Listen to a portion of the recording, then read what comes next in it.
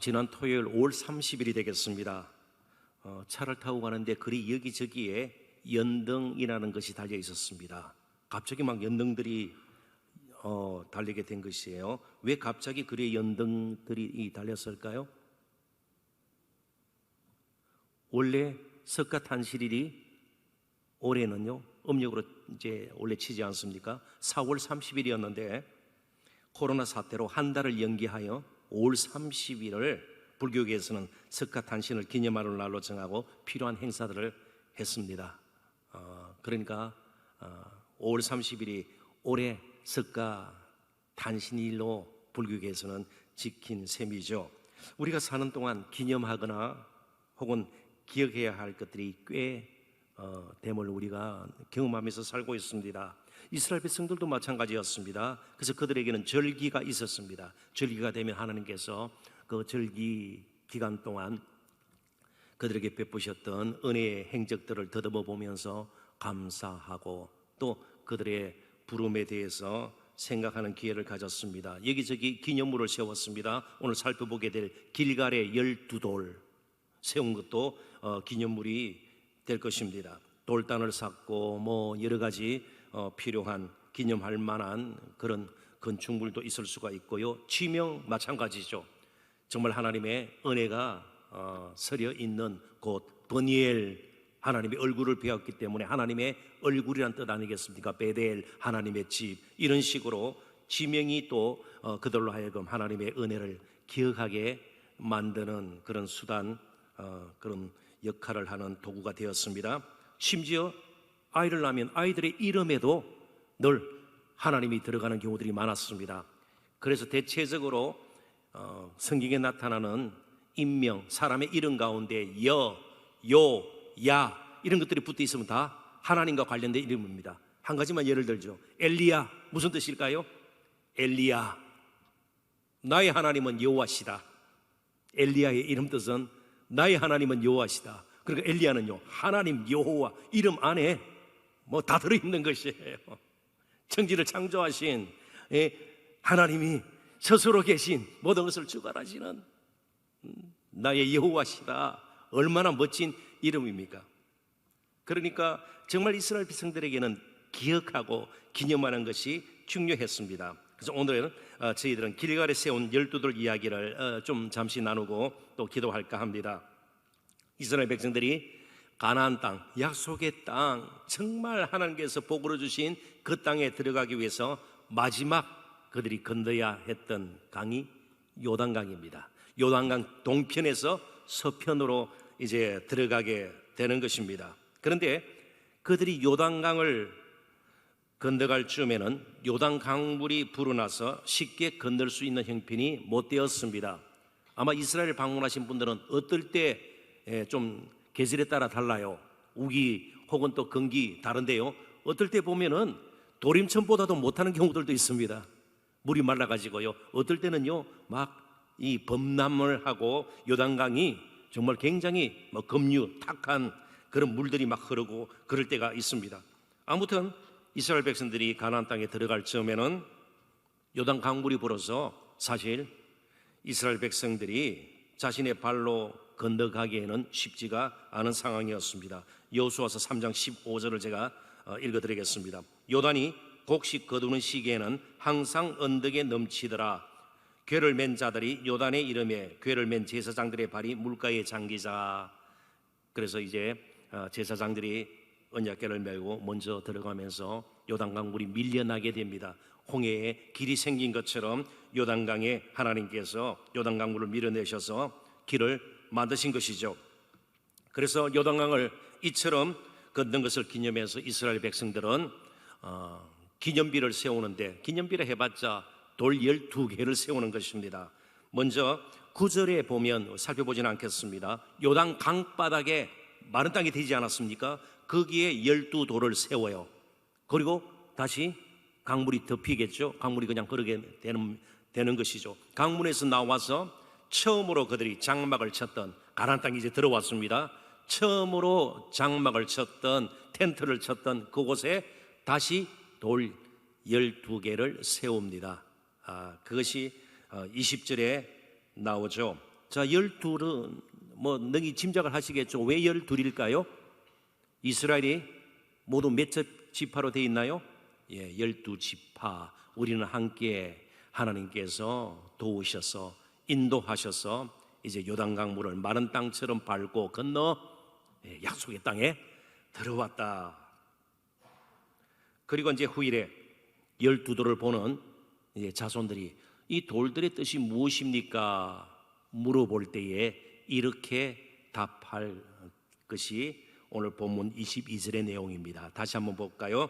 본문 22절 또 같이 한번 읽어보십시다. 너희는 너희의 자손들에게 알게 하여 이르기를 이스라엘이 마른 땅을 밟고 이 요단을 건넜음이라.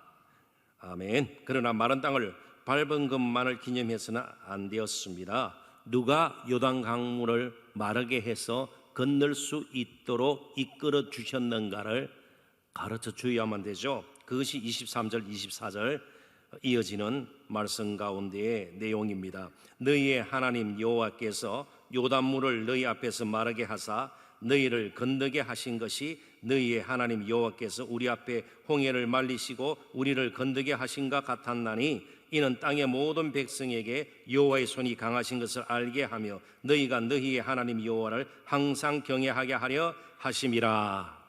자, 이제 이쯤에서 잠 멈추고요. 질문을 하나 드리겠습니다.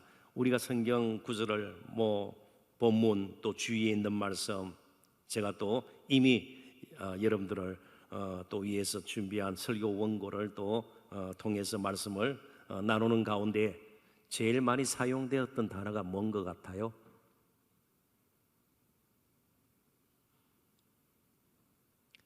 건너다. 건너다라는 말이에요. 건너다. 가나안에 들어오기 전까지 이스라엘 백성들의 여정을 가장 잘 표현하는 말들 중에 하나가 건너다가 될 것입니다. 실제로 여호수아서 3장 1절부터 여호수아서 5장 1절까지 건너다 히브리어로 아바르라는 단어가 무려 22번 사용됩니다. 그러니까 이스라엘 백성들은 건너의 백성이에요. 하나님의 은혜가 건너으로 표현이 된 것입니다.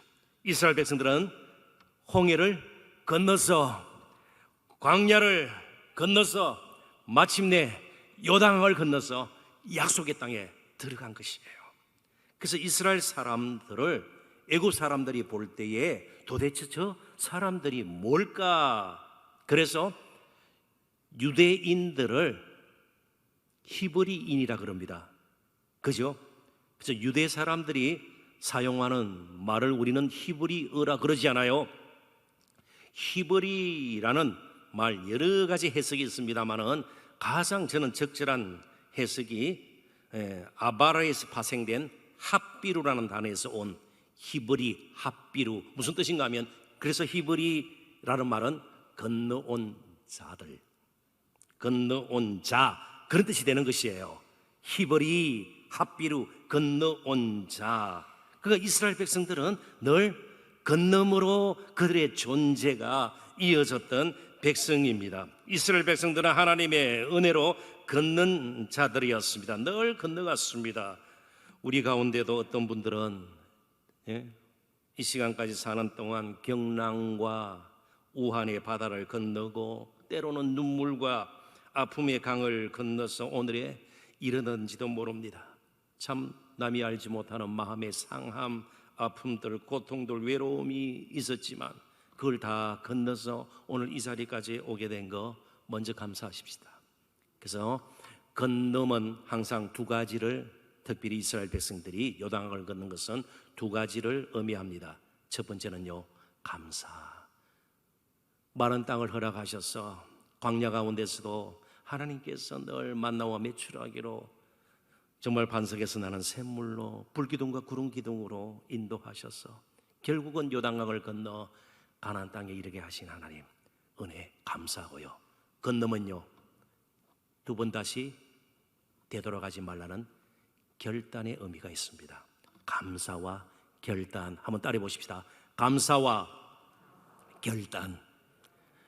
그래서 우리들도 이제는 건너온 사람들입니다. 예수 그리스도, 우리 예수님, 진정한 이스라엘의 지도자였던 여호수아, 온전치 못한 사람이었습니다. 여호수아 히브리어예요. 헬라어로 바꾸면 예수가 되는 것이에요. 우리의 진정한 예수님을 따라 우리는 저 영원한 죽음의 자리에서 생명의 자리로 건너온 사람들이에요. 그분의 정말 십자가의 그 대속의 죽음, 보혈의 은혜로 말미암아 우리는 건너온 자라.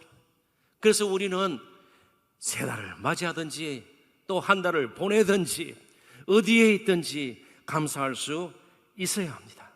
그 은혜만으로도 감사할 수 있어야 합니다. 우리는 이미 건너온 자들이에요.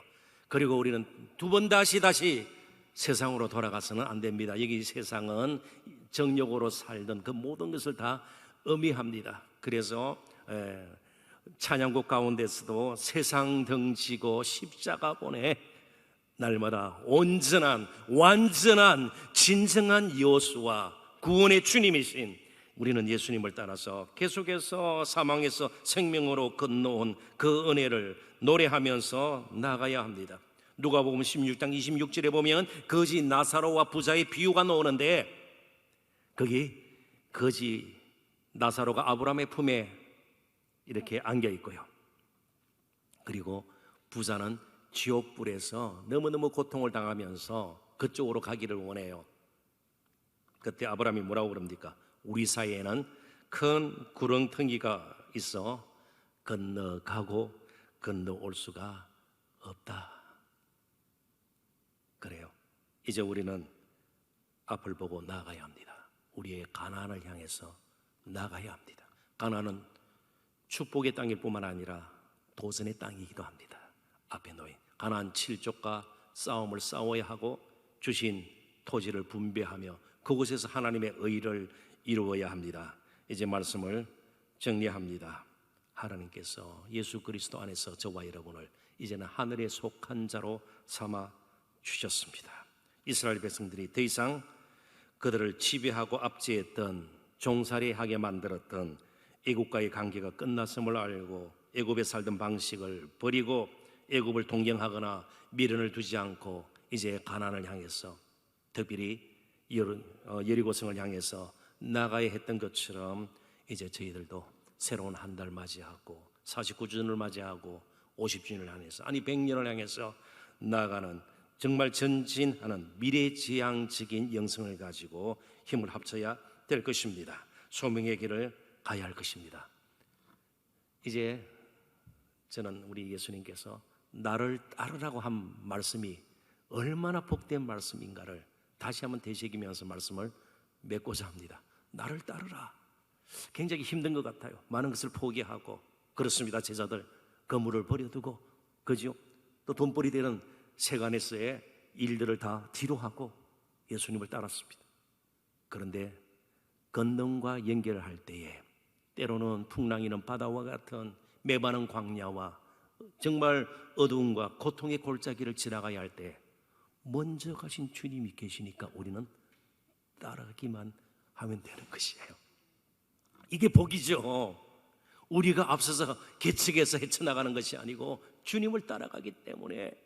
그래서 우리가 이제 우리의 가는 길이 어디든 골짜기든 광야든 바다든 강물이든 험한 산길이든 우리 주님만 따르겠습니다. 6월 한 달도 그렇게 주님을 따르고 건너의 은혜를 잊고 소명의 길 더 힘있게 걸어가시는 저와 여러분 되시기를 주님의 이름으로 축원합니다. 기도하겠습니다.